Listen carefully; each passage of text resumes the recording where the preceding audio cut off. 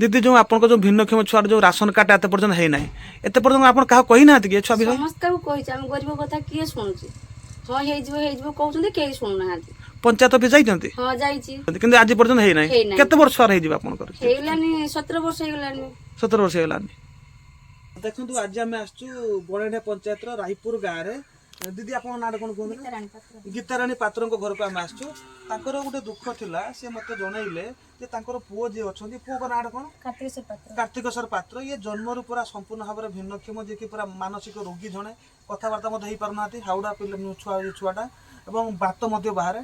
कौन स्कूल जाए पिलाटा स्कूल मते जाई पारु नहीं दुख है छुआटी माने आज पर्यंत प्राय 15-17 वर्ष हम किंतु चाउल आज पर्यंत राशन चाउल पाई ना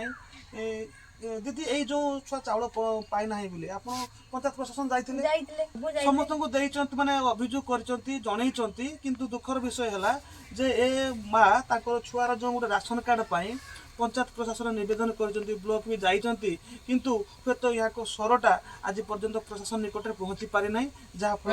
ये जो आम राशन चाउल वंचित अच्छा आम सरकार को निवेदन करवा जे ए भाई को गोटे जो सरकार जो राशन कार्ड योजना रे सामिल करूँ जो यहाँ बापा प्रायतः से खटिया जाती मैंने दिन मजुरा से कार्य करती खटिला जो जी संचय कर हिसाब से 2 पुओ गोटे स्त्री अच्छा